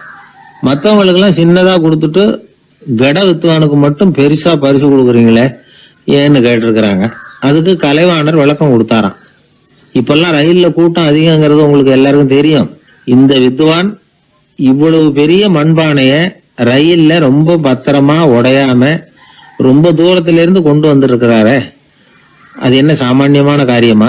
அவரோட அந்த சாமர்த்தியத்தை பாராட்டுறதுக்காக தான் அவருக்கு இவ்வளவு பெரிய பரிசு அப்படின்னா. ஒரு வெளி தேசத்துல இருந்து ஒருத்தர் நம்ம நாட்டுக்கு வந்தார். இங்க ஒருத்தர் அவரை அன்பா கூப்பிட்டு உபசரிச்சார். ஒரு ஆரஞ்சு பழத்தை அவர்கிட்ட கொடுத்து சாப்பிட சொன்னார். அவர் அதை வாங்கினார். அதை அப்படியும் புரட்டி பார்த்தார். அவருக்கு ஒன்னும் புரியல. ஏன்னா அவர் தேசத்துல அது இல்ல போல இருக்கு. என்ன செய்யறதுன்னு அவருக்கு ஒன்னும் புரியல. அப்படியே கடிச்சு பார்த்தார். கசப்பா இருந்தது. தூக்கி எறிஞ்சுட்டார். அதை ஏன் தூக்கி எறிஞ்சுட்டீங்கன்னு கேட்டாரு இவர். கசக்குது, அதை எப்படி சாப்பிடுறது அப்படின்னாரு அவரு. அது அப்படி சாப்பிடக்கூடாது, மேல உள்ள தோலை எடுத்து எரிஞ்சுடணும், இனிப்பான பகுதி உள்ள இருக்குது அப்படின்னு விவரம் சொன்னார் இவர். இப்படி சொன்னவர் ஒரு யோகி. வாழ்வின் வெளிப்பக்கத்திலேயே இருந்துகிட்டு இருந்தா கசப்பான பிரச்சனைகளையே சந்திக்க வேண்டியிருக்கும். உள்பக்கத்துக்கு போகணும், அப்பதான் அங்க இருக்கிற இனிப்பை உணர முடியும் அப்படிங்கிறார் அந்த யோகி. நாமெல்லாம் 2 வகையான வாழ்க்கை வாழறோமா. மேலோட்டமான வெளிப்படையா உள்ள வாழ்வுங்கிறது ஒண்ணு, உள்ளார்ந்த வாழ்வுங்கிறது ஒண்ணு. வாழ்வின் வெளிப்புறம் பிரச்சனைகளும் சவால்களும் நிறைஞ்சது, உள்புறம் அமைதியா இருக்கிறது. இந்த உள்பக்கத்துலதான் மகிழ்ச்சியான வாழ்வுக்கு தேவையான புதையல் இருக்குதான். யாரு கண்டா அந்த புதையலை? ஆழ்நிலை தியானம் எல்லாம் பண்றாங்கல்ல, அது எதுக்காக? அந்த புதையலை கண்டுபிடிக்கிறதுக்கு தான். நாம் அந்த உள்பக்கத்துக்கு போய் அங்க உள்ள ஊக்க சக்தியையும் புத்திசாலித்தனத்தையும் பொறுக்கி எடுத்துக்கிட்டு அன்றாட வாழ்க்கையில அதையெல்லாம் உபயோகப்படுத்தணும். மனசு ஒரு குரங்கு மாதிரி அலையுதுங்கிறோம், அதை கட்டுப்படுத்த முடியலங்கிறோம். மனசு அலையிறது உண்மைதான். தேனி எதுக்காக அலையுது? தேனுக்காக அலையுது. அது மாதிரிதான் மனசும் அலையுது. மகிழ்ச்சி, சாந்தி இதுகளை தேடி அலையுது. மனசை உள்பக்கமா அலைய விடணும். மகிழ்ச்சியான வாழ்வுக்கு என்னென்ன தேவைங்கிறதை இந்த யோகி சொல்றார். ஊக்கம், புத்திசாலித்தனம், அமைதி, சாந்தம். இது எல்லாம் நம்ம கிட்ட நமக்குள்ளேயே இருக்குது. அதனாலதான் சொர்க்கம் நமக்குள்ளேயே இருக்குன்னு சொல்றது. புதையல நமக்குள்ளேயே வச்சுக்கிட்டு அதை தேடி புலம்பிக்கிட்டு இருக்கிறது ரொம்ப வேடிக்கைங்கிறார் அவர். இதெல்லாம் கேட்கிறப்போ உங்கள பல பேருக்கு கோபம் கூட வரலாம். என்ன சார் இது, இன்று ஒரு தகவல்ல ஏதாவது உபயோகமா சொல்லுவீங்கன்னு பார்த்தா என்னமோ தத்துவம் எல்லாம் பேசிக்கிட்டு இருக்கிறீங்களேன்னு நினைக்கலாம் நீங்க. இதுவும் உபயோகமான விஷயம்தான். நாம தியானம் அது இதுன்னு எதுவும் பண்ணலன்னா கூட மனசுல அழுத்தமோ இறுக்கமோ இல்லாம எப்பவும் சந்தோஷமா இருக்கிறதுக்கு பழகிட்டா அதுவே போதும். ஏன்னா மன இறுக்கத்தினாலேயே ஏகப்பட்ட நோய்கள் வருதான். பெருவாரியான உடம்பு கோளாறுகளுக்கு வாழ்க்கையின் விரக்தியாலேயும் தோல்விகளாலேயும் ஏற்படுற மன இறுக்கம்தான் காரணம்ங்கிறது மருத்துவ ஆராய்ச்சி முடிவு. நான் இறுக்கம் இல்லாம இருக்கிறதுக்கு தான் பிரியப்படுறேன், இந்த சமூகம் அதுக்கு இடம் கொடுக்கலையே, என்ன பண்றது அப்படிங்கிறது சில பேரோட கேள்வி. இந்த சமூகத்தை சரி செய்ய வேண்டியது நாம தான், நம்மளை சரி பண்ணிக்க வேண்டியது நாம தான். நான் சரியா இருக்கிறேன், சமூகம் சரியில்லைன்னு அதை ஒதுக்கி பிரயோஜனம் இல்லை. ஒரு குடும்பஸ்தர், அவர் மனசுல எப்பவும் டென்ஷன். அவர் டென்ஷன் இல்லாம இருக்கிறதுக்கு பழகிக்கிட்டார். அதுக்கப்புறமா அவர் சொல்லுவார், நான் ஒன்னும் ஆழ்நிலை தியானம்லாம் பண்ணல, இருந்தாலும் என் மனசு எப்பவும் அமைதியா தான் இருக்குது. இவ்வளவுக்கும் எங்க வீட்டுல தினமும் என் சம்சாரத்துக்கும் எங்க அம்மாவுக்கும் சண்டை நடந்துகிட்டே தான் இருக்கும் அப்படிம்பார். அது சரிங்க, உங்க அம்மா ஒரு பக்கம், உங்க மனைவி ஒரு பக்கம், அவங்க 2 பேரும் சண்டை போடுறப்போ நீங்க எந்த பக்கம் இருப்பீங்க அப்படின்னு கேட்டார் ஒருத்தர். அந்த சமயம் நான் வீட்டுக்கு வெளிப்பக்கம் இருப்பேன் அப்படின்னார் அவர். ஒரு மனிதன் கோபப்படும் பொழுது அவனை நல்லா கவனிச்சு பாருங்க. ஏதாவது ஒரு மிருகத்தின் சாயல் அவன் முகத்துல தெரியும். முகம் அழகா இருக்கிறது எப்போ? அவன் புன்னகையோட இருக்கிறப்பதான். கோபமா இருக்கிறப்ப முகம் அழகா இருக்காது, சார் கோபத்துல இருக்கார், இந்த கோபம் குறையறதுக்குள்ள ஒரு போட்டோ எடுத்துருங்க, அழகா இருக்கும் அப்படின்னு யாரும் சொல்றது இல்ல. போட்டோ எடுக்கிறவர் கூட எடுக்கிறதுக்கு முன்னாடி முகத்தை கொஞ்சம் சிரிச்ச மாதிரி வச்சுங்க சார் அப்படின்னு தான் சொல்லுவார். முகத்தை கொஞ்சம் கடுகடுப்பா வச்சுங்க சார், அப்பதான் நல்லா அமையும் அப்படின்னு நான் சொல்லுவாரு. ஒரு உண்மை என்ன தெரியுமா? கோபம் மனசையும் கெடுக்கும், உடம்பையும் கெடுக்கும். கோபப்படுகிறவர்களின் ஆயுள் காலம் குறைகிறது அப்படிங்கிறது விஞ்ஞான உண்மை. சிரிக்கிறவங்க ஆயுள் காலம் அதிகரிக்கிறது அப்படிங்கிறதும் விஞ்ஞான உண்மை. கோபப்படுறவங்களை யாரும் விரும்புறதில்ல. கோபப்படுற அப்பா அம்மா கிட்ட பிள்ளைங்க நெருங்காது. கோபப்படுற அதிகாரிகள் கிட்ட ஊழியர்கள் நெருங்க மாட்டாங்க. கோபப்படுற வாத்தியார்கிட்ட பிள்ளைங்க நெருங்குறது இல்ல. அவன் எப்ப பார்த்தாலும் வள்ளு வள்ளுன்னு விழுவான், அதனால எப்போ அவன் பக்கத்திலேயே இருக்கணும்னு ஆசைப்படுறேன் அப்படின்னு ஒருத்தன் சொன்னா அவனை இவன் வேடிக்கை பார்க்க ஆரம்பிச்சுட்டான் அப்படின்னு அர்த்தம்.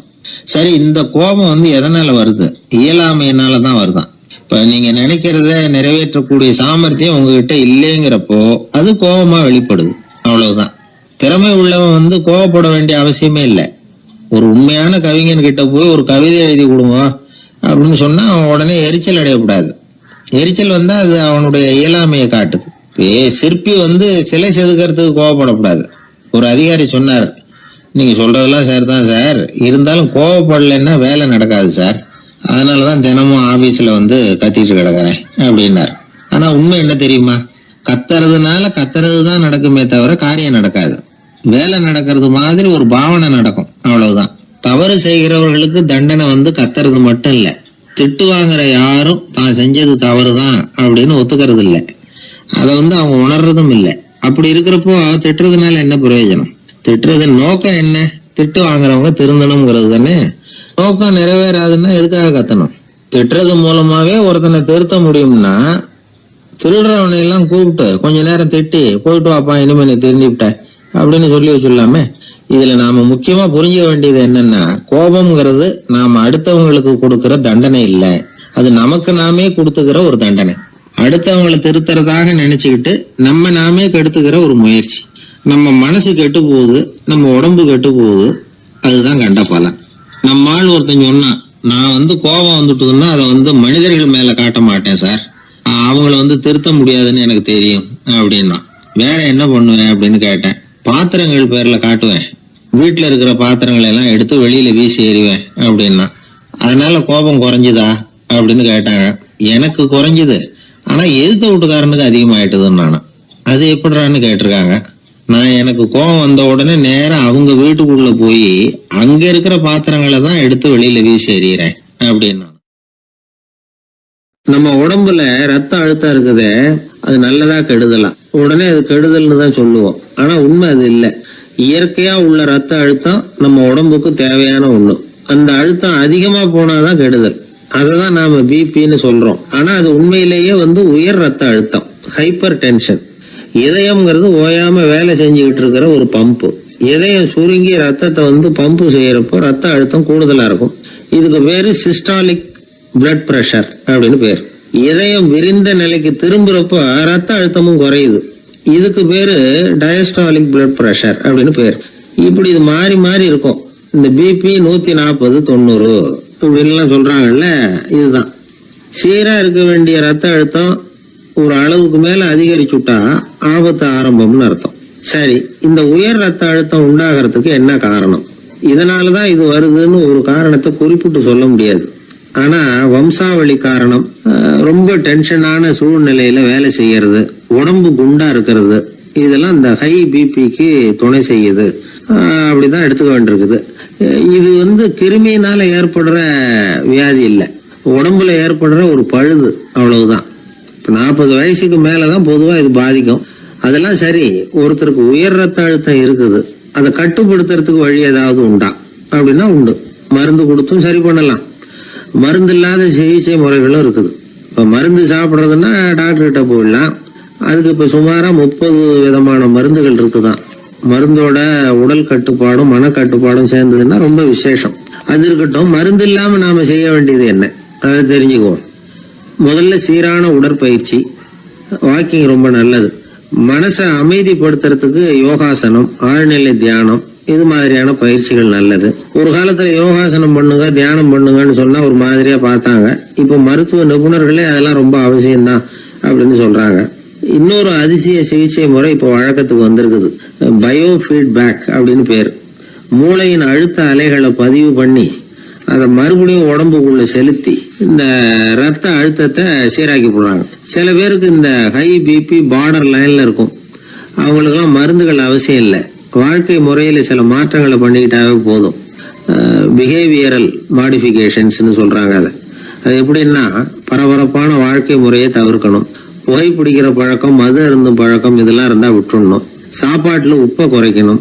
கொழுப்பு சத்து ஆகாரங்களை குறைச்சிக்கணும். முடிஞ்சா விட்டுடலாம். குடும்பத்துல ஏற்கனவே யாருக்காவது ஹை பிபி இருந்தா சந்ததிகள் ஜாக்கிரதையா இருக்கணும். நடுத்தர வயசு அடைஞ்சவங்க அப்பப்ப அந்த பிபி செக் பண்ணிக்கிறது நல்லது. டாக்டர் சொல்றத நம்மள பல பேர் சரியாவே கேட்கறது இல்லை. அதனாலதான் இடைஞ்சல். ஒரு ஆளு பிபின்னு சொல்லி டாக்டர் கிட்ட போனான். உடம்பு குண்டா இருக்கு, அதை குறைக்கணும், முதல்ல தினமும் உடற்பயிற்சி பண்ணு அப்படின்னாரு. சரின்னு சொல்லிவிட்டு வந்தான், செஞ்சான். கொஞ்ச நாள் கழிச்சு மறுபடியும் டாக்டர் கிட்ட போனான். என்னப்பா எக்ஸசைஸ் பண்ணியா அப்படின்னு கேட்டார். தினமும் பண்ணேன் டாக்டர்னா. என்ன பண்ணேன்னு கேட்டார். முன்னெல்லாம் சிகரெட்டை கடையில வாங்குவேன், இப்ப நான் அப்படி வாங்குறத விட்டுட்டேன். தினமும் நானே என் கையாலேயே உருட்டி தயார் பண்றேன் டாக்டர். இது ஒரு எக்ஸசைஸ் தானே அப்படின்னா. தந்தியை விட வேகமா போகக்கூடியது எது அப்படின்னு கேட்டார் ஒருத்தர். வதந்தின்னார் இன்னொருத்தர். அவர் அப்படி சொன்னதுல ஒன்னும் தப்பு இல்ல. வதந்தி வேகமா பரவறதுக்கு என்ன காரணம்? 1க்கு 2 மிகைப்படுத்தி சொல்ற மனுஷ சுபாவம் ஒரு காரணம். சொல்றத அப்படியே நம்புறது இன்னொரு காரணம். எப்பொருள் யார் யார் வாய் கேட்பினும் அப்பொருள் மெய்ப்பொருள் காண்பது அறிவு அப்படின்னாரு வள்ளுவர். யாரு எதை சொன்னாலும் அதை அப்படியே நம்ப கூடாது. அறிவு வேலை செய்யணும். அதுல எந்த அளவுக்கு உண்மை இருக்குது அப்படின்னு கண்டுபிடிக்கணும். முக்கியமான பொறுப்புல உள்ளவங்களுக்கு எல்லாம் இது ரொம்ப முக்கியமா தேவைப்படுகிற ஒரு தகுதி. ஒரு நாட்டுல ஒரு சாதாரண ஆள் ஒருத்தன் இருந்தான். அவங்கிட்ட ஒரு கழுதை இருந்தது. ரொம்ப பிரியமா வளர்த்தான். அவனுக்கு அது ரொம்ப நெருக்கமான நண்பன். வேற மனுஷங்க யாரும் கிடைக்கல போல இருக்குது. அந்த கழுதைக்கு கந்தர்வசேனன் அப்படின்னு பேர் வச்சான். அந்த பேரை சொல்லிதான் அவன் அதை கூப்பிடுறது வழக்கம். அவ்வளவு பிரியமா வளர்த்த அந்த கழுதை ஒரு நாள் திடீர்னு செத்து போச்சு. எப்படி இருக்கும் அவனுக்கு? ரொம்ப சங்கடப்பட்டான். சாப்பிட கூட பிடிக்கல. அவனுக்கு முகத்தை முன்னு வச்சுக்கிட்டு அவன் பாட்டு உட்காந்துருக்கிறான். இந்த நேரம் பார்த்து அவனுக்கு வேண்டியப்பட்ட ஒருத்தன் அந்த பக்கமா வந்தான். அவனை பார்த்தான். ஏன்டா அப்படி உட்காந்துருக்கிற அப்படின்னு கேட்டான். கந்தர்வசேனை செத்து விட்டதா சொல்லி குலுங்கி அழ ஆரம்பிச்சுட்டான் இவன். கந்தர்வசேனன் யாருன்னு கேட்டான் இவன். அப்படி கேட்ட உடனே அவன் இன்னமும் சத்தம் போட்டு ஒவ்வொன்னு கத்த ஆரம்பிச்சுட்டான். துக்கம் அதிகமாயிட்டுது. அவன் அழற வேகத்தை பார்த்ததும் சரி, கந்தர்வசேனன்கிறது முக்கியமான ஒரு பெரிய மனுஷன் போல இருக்கு அப்படின்னு இவன் முடிவு பண்ணிட்டான். நம்ம ஃப்ரெண்டோட துக்கத்தை நாமளும் பகிர்ந்துக்கணும்னு நினைச்சான். உடனே தலையை மொட்டை அடிச்சுக்கிட்டான். மீசை எடுத்துட்டான். கருப்பு உடை போட்டுக்கிட்டான். கந்தர்வசேனன் இறந்த செய்தி இப்படி காத்து வாக்குல பரவ ஆரம்பிச்சது ஊர் பூரா.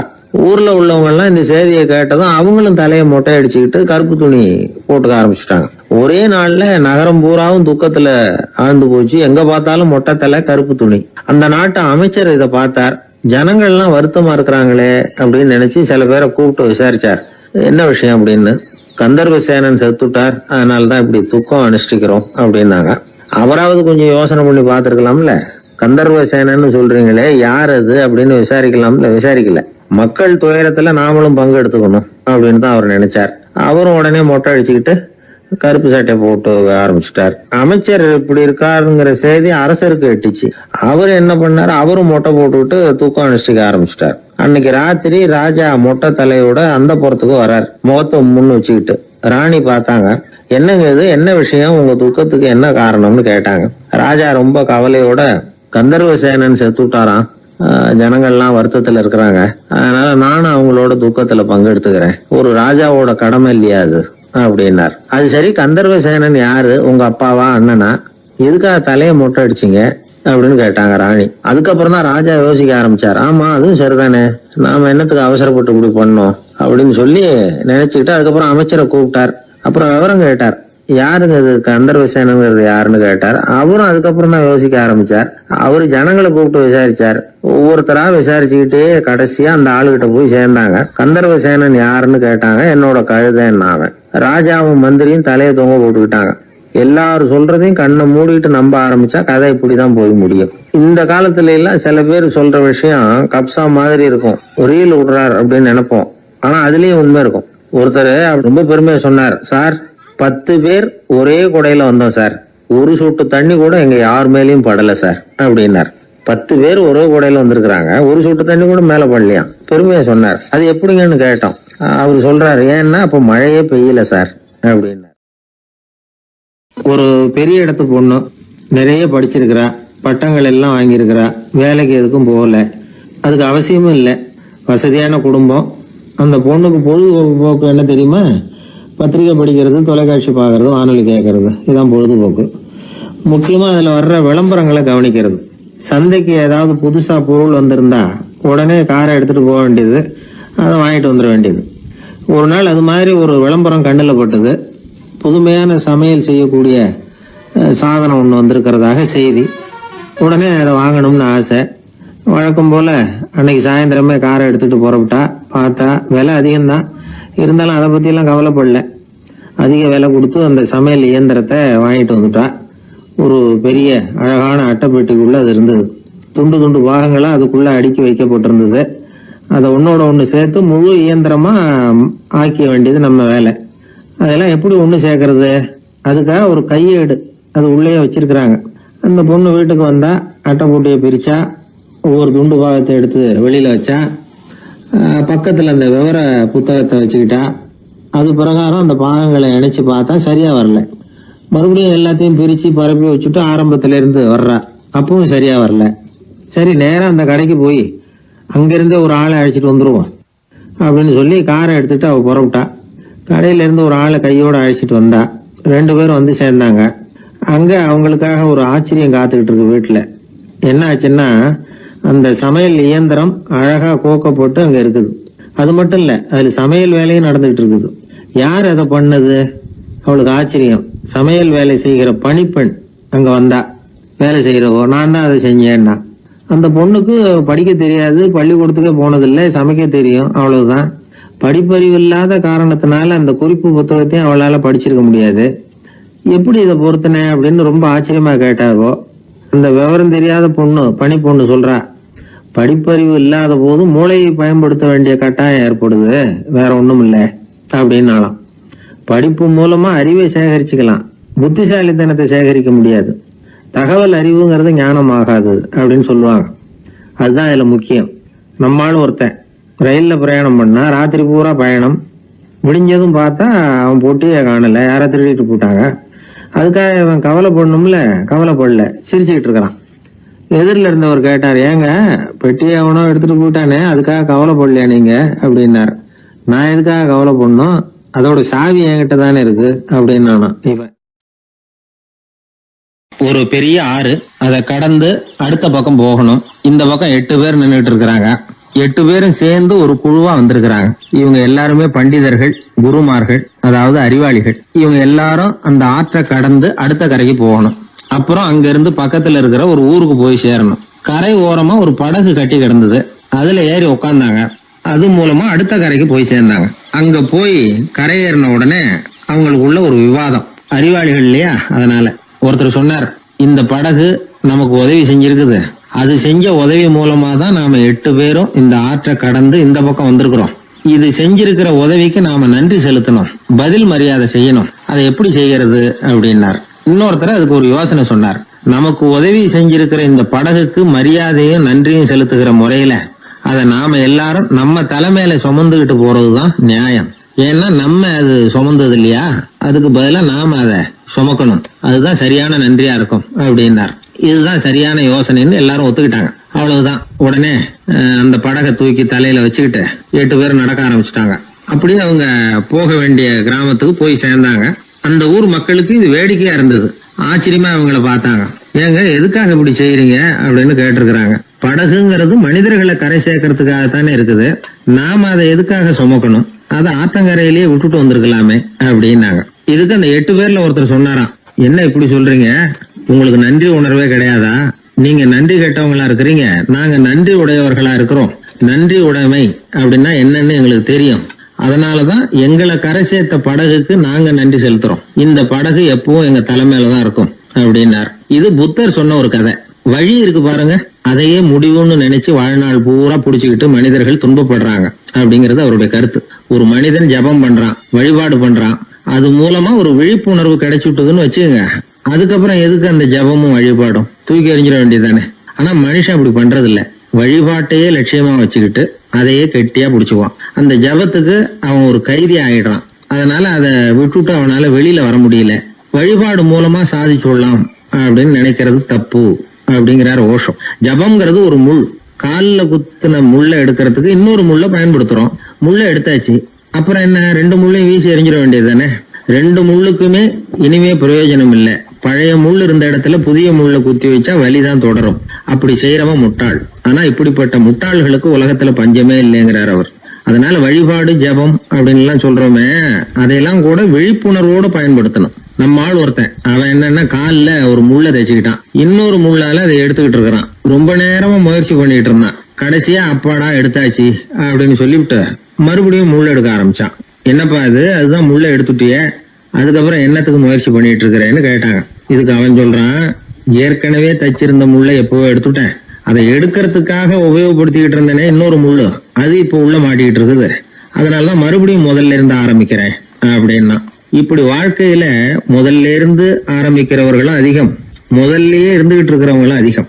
வாழ்க்கையில படிப்படியா முன்னேறணும், வாழ்க்கையை புரிஞ்சுக்கிட்டு முன்னேறணும். அதுக்கு இந்த பெரியவர்கள் சொல்லுகிற தத்துவத்தை எல்லாம் சரியா புரிஞ்சுக்கிட்டு அது பிரகாரம் நாம நடக்கணும். ஒரு காலத்தில் பிரஷ்யா அப்படின்னு ஒரு தேசம் இருந்தது. இப்போ ஜெர்மனி இருக்குல்ல, இதோட பெரும்பகுதி ஒரு காலத்தில் பிரஷ்யாங்கிற பேரில் இருந்தது. அப்போ அதுக்கு அரசராக இருந்தவர் மகா ஃப்ரெடரிக், அதாவது ஃப்ரெடரிக் தி கிரேட் அப்படின்னு சொல்லுவாங்க. அந்த ராஜாவுக்கு ஒரு சந்தேகம், நாம் பல வகையான வரிகளை விதித்து வசூல் பண்ணுறோம், அப்படி பண்ணி வருமானம் குறைஞ்சிக்கிட்டே போகுதே, இதுக்கு என்ன காரணமாக இருக்கும்? இதுதான் அவருக்கு ஏற்பட்ட சந்தேகம். ஒரு சமயம் அந்த அரசர் தம்முடைய அமைச்சர்களையும் பிரபுக்களையும் தளபதிகளையும் கூப்பிட்டு ஒரு விருந்து வச்சார். விருந்து முடிஞ்சதும் அவங்கள பார்த்து இந்த சந்தேகத்தை கேட்டார். வரிகள் அதிகமாக விதித்து வருமானம் குறையறதுக்கு என்ன காரணம் அப்படின்னு கேட்டார். பல பேருக்கு இதுக்கு சரியாக பதில் சொல்ல தெரியல. அனுபவசாலியான ஒரு தளபதி எழுந்திருச்சார். அரசே, அது எப்படிங்கிறத இப்போ உங்களுக்கு காட்டுறேன்னார். உடனே ஒரு பெரிய பனிக்கட்டி ஒன்றை தன்னுடைய கையில் எடுத்தார். அதை அப்படியும் எப்படியும் திருப்பி பார்த்தார். அப்புறம் அடுத்தவர்கிட்ட கொடுத்தார். அவரும் அதை அப்படியும் இப்படியும் திருப்பி பார்த்துட்டு அடுத்தபடியாக இருந்தவர்கிட்ட கொடுத்தார். இப்படியே இதை ஒவ்வொருத்தராக பார்த்துட்டு ஒவ்வொரு கையாக மாறி கடைசியில் மன்னர் கைக்கு போய் சேர்ந்தது. மன்னர் கைக்கு அந்த பனிக்கட்டி போய் சேர்ந்தப்போ அது கொஞ்சம் கொஞ்சமாக உருகி ஒரு பட்டாணி கடலை சைஸுக்கு ஆகிட்டுது. மன்னர் யோசனை பண்ணார், வரி அதிகமாக போட்டாலும் வந்து சேர்றது குறைவாக இருக்கிறதுக்கு என்ன காரணம் அப்படிங்கிறது அவருக்கு புரிஞ்சு போச்சு. காலம்தான் மாறிட்டு இருக்கே தவிர இந்த கையூட்டு வாங்குகிற பழக்கம் மாறினதாக தெரியல. இன்னொரு ராஜா இருந்தார். அவர் தன்னுடைய ராஜாங்கத்தில் லஞ்ச ஊழலே சுத்தமாக இருக்கக்கூடாது அப்படின்னு நினச்சார். அவர்கிட்ட பல்வேறு துறைகளுக்கும் பொறுப்பாக இருந்த பல பேரும் ரொம்ப சுத்தமாகவும் நேர்மையாகவும் இருந்தாங்க. ஒரே ஒருத்தர் மட்டும் எல்லார்கிட்டையும் லஞ்சம் வாங்கிட்டே இருந்தார். அவரை வேறு துறைகளுக்கு மாற்றி பார்த்தாரு. அந்த ராஜா என்னென்னமோ பண்ணி பார்க்குறாரு. எந்த வேலையை கொடுத்தாலும் அதுலேயும் லஞ்சம் வாங்கிறதுக்கு ஒரு வழியை உண்டு பண்ணிக்குவார் அந்த ஆள். ராஜாவுக்கு இது ஒரு பெரிய தலைவலியாக போட்டுது. இவர் என்ன பண்ணுறது, இவருக்கு என்ன வேலையை கொடுக்கறது, கொஞ்சம் கூட லஞ்சம் வாங்கிறதுக்கு சான்ஸே இல்லாத ஒரு வேலையை கொடுக்கணும் அப்படின்னு திட்டம் போட்டார். ஒரு நாள் அவருக்கு அந்த உத்தரவும் போட்டுட்டார். அதாவது அவருக்கு என்ன வேலைன்னா, கடற்கரையில் தான் அவருக்கு ஆஃபீஸ், அங்கேயே இருந்துக்க வேண்டியது. தினமும் எத்தனை கடல் அலை கரையில் வந்து மோதுது அப்படிங்கிறத கணக்கெடுத்து ராஜாவுக்கு தெரிவிக்க வேண்டியது. இதுதான் அவருக்கு வேலை. பேசாமல் அலையை எண்ணிட்டு உட்காந்துருக்கிட்டோம், அப்போவாவது அவர் லஞ்சம் வாங்குகிற சந்தர்ப்பம் இல்லாமல் போயிடும் அவருக்கு அப்படின்னு நினச்சார் ராஜா. இந்த ஆள் கடற்கரைக்கு போய் டியூட்டியில் ஜாயின் பண்ணிக்கிட்டார். ஒரே மாதத்தில் அங்கே சொந்தமாக ஒரு பிரம்மாண்டமான மாளிகை கட்டி விட்டார். ராஜாவுக்கு இது பெரிய ஆச்சரியமாக போச்சு. அலையை என்ற வேலையில் அந்த ஆள் எப்படி பணம் சம்பாதிச்சார் அப்படின்னு விசாரித்து பார்த்தார் அக்கம் பக்கத்தில்.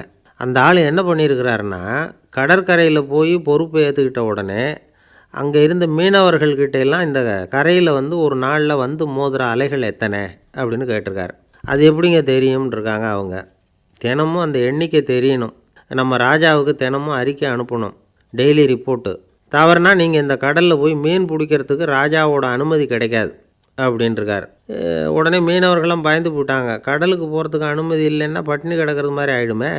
மெதுவாக அந்த ஆளுக்கிட்ட போனாங்க, காதோட காதாக சொன்னாங்க, ஐயா, எங்களால் வந்து கடல் அலையை வந்து எண்ண முடியாது, தினமும் எங்களால் முடிஞ்சதை உங்களுக்கு பணமாக கொடுத்துட்றோம், நீங்கள் தான் ராஜா கிட்ட சிபாரிசு பண்ணி நாங்கள் தொடர்ந்து மீன் பிடிக்கிறதுக்கு அனுமதி வாங்கி கொடுக்கணும் அப்படின்னு வேண்டிக்கிட்டாங்க. பணம் தினமும் வந்து சேர ஆரம்பிச்சுட்டுது. பதவியில் மற்ற பதவியோட இந்த பதவி எவ்வளவோ மேல் அப்படின்னு நினச்சிட்டான் அந்த ஆள். அது மட்டும் இல்லை, தயவு பண்ணி என்னை இந்த இடத்த விட்டு மாற்றி விடாதீங்க சார் அப்படின்னு வேற கேட்க ஆரம்பிச்சிட்டானான். எனக்கு இது மட்டும்தான் சார் தெரியும், இதை தவிர வேறு எதுவும் தெரியாது அப்படின்னு சொல்லிக்கிட்டே காலம் தள்ளுறவங்க ரொம்ப பேர். அவங்கெல்லாம் கஷ்டப்பட வேண்டியிருக்கும். ஒருத்தர் தன்னுடைய தொழிலில் ரொம்ப கெட்டிக்காரராக இருக்கலாம். அதுக்காக எப்பவும் அதே ஞாபகத்தில் இருந்துக்கிட்டு உலகியல் அறிவு இல்லாமல் இருந்துடக்கூடாது. அது ஆபத்து. இதுக்காக நம்ம தாத்தா பாட்டிலாம் ஒரு கதை சொல்லுவாங்களே, கேள்விப்பட்டிருக்கீங்களா? ஒரு சமயம் ஒரு 4 பேர் சேர்ந்து வெளியூருக்கு பிரயாணம் போனாங்களாம். அந்த 4 பேர் எப்படி தெரியுமா?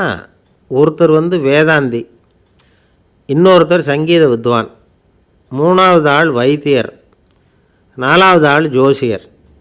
இவங்க 4 பேரும் நண்பர்கள். அதனால் சேர்ந்து புறப்பட்டாங்க. வழியில் ஒரு ஊரில் தங்கினாங்க. இருட்டி போச்சு. அதனால் இன்றைக்கி ராத்திரி இங்கேயே தங்கி இருந்துட்டு நாளைக்கு புறப்படலாம் அப்படின்னு தீர்மானம் பண்ணாங்க. சாப்பாட்டுக்கு என்ன பண்ணுறது? அங்கேயே கடத்தெருவுக்கு போய் சாமான்லாம் வாங்கியாந்து சமைச்சி சாப்பிட்லாம்னு முடிவு பண்ணாங்க. 4 பேர் இருக்கிறதுனால ஆளுக்கு ஒரு காரியமாக செய்யலாம் அப்படின்னு வேலையை பிரிச்சுக்கிட்டாங்க. வைத்தியர் கரிகாய் வாங்க போனார், வேதாந்தி எண்ணெய் வாங்க போனார், ஜோசியர் பலசரக்கு வாங்க போனார், சங்கீத வித்வானுக்கு சமைக்கிற வேலை. எல்லாம் சரி, ஆனால் நடந்தது என்ன தெரியுமா? கடைத்தெருவுக்கு காய்கறி வாங்க போனார்ல வைத்தியர், அங்கே போய் மார்க்கெட்டில் பார்த்தார். ஒவ்வொரு கறிகாயாக எடுத்து பார்த்தார். இது பித்தம், உடம்புக்கு ஒத்துக்காது, இது வாயு, உடம்புக்கு ஒத்துக்காது அப்படின்னு ஒவ்வொன்றா தள்ளினார். கடைசியில் ஒன்றுமே தேரல, வெறுங்கையோடு திரும்பி வந்துக்கிட்டு இருக்கிறார். எண்ணெய் வாங்க போனார் வேதாந்தி, அவர் ஒரு தொன்னையில் எண்ணெயை வாங்கினார். பேசாமல் அதை எடுத்துகிட்டு வர வேண்டியது தானே, முடியல. அவருடைய வேதாந்த மூளை சிந்திக்க ஆரம்பிச்சுட்டுது. இந்த தொன்னைக்கு எண்ணெய் ஆதாரமா அல்லது எண்ணெய்க்கு தொன்னை ஆதாரமா அப்படிங்கிற ஆராய்ச்சியில் இறங்கினார். என்னாச்சு தெரியுமா? அப்படி கவுத்து பார்த்தார். வாங்கின எண்ணெய் பூராவையும் வழியில் கொட்டிவிட்டு வெறும் தொன்னையோடு சேர்ந்தார்.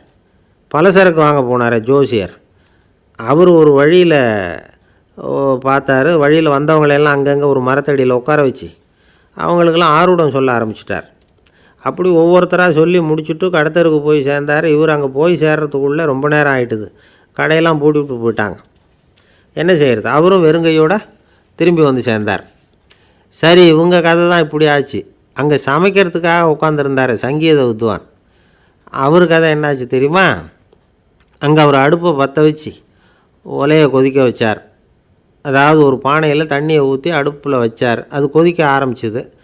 தண்ணி கொதிக்கிற சத்தம் இருக்குதுல்ல, அது இவருக்கு தாளம் போடுறது மாதிரி இருந்தது. ஒரே குஷி, பாட ஆரம்பிச்சிட்டார். பாடிக்கிட்டே உற்சாகமாக கையில் இருந்த கரண்டியால் அந்த பானையில் தட்டினார், தாளம் போடுறதா நினச்சிக்கிட்டு. அவ்வளவுதான், பானை பட்டுன்னு உடஞ்சி போச்சு. தலையில் கையை வச்சுக்கிட்டு அவரும் உட்காந்துட்டார். எந்த தொழில் தெரிஞ்சாலும் சரி, அதை புத்திசாலித்தனமாக பயன்படுத்த தெரியலன்னா ஆபத்து தான். அதுக்காக தான் இந்த கதை. ஒரு பஸ்ஸு டிரைவர் ரொம்ப கெட்டிக்காரரு. பஸ்ஸை ரொம்ப திறமையாக ஆபத்து இல்லாமல் ஓட்டினதுக்காக பரிசுலாம் வாங்கினவர். அவரே ஒரு படகு ஓட்டுறதுக்காக அழைச்சிட்டு போயிருக்கிறாங்க, மோட்டார் படகு. அதையும் ரொம்ப திறமையாக தான் ஓட்டிகிட்டு போயிருக்கிறாரு. நடுக்கடலில் போனதும் படகு நின்று போச்சு. மோட்டாரில் ஏதோ கோளாறு. என்ன செய்யலாம் அப்படின்னு அந்த டிரைவரை கேட்டிருக்கிறாங்க படகுல இருந்தவங்கெல்லாம். அப்போ அவர் சொன்னாராம், கவலைப்படாதீங்க, ஒன்றும் பிரச்சனை இல்லை, எல்லோரும் கொஞ்சம் கீழே இறங்கி பின்னாடி தள்ளுங்க, மோட்டார் ஸ்டார்ட் ஆகிடும் அப்படின்னாராம்.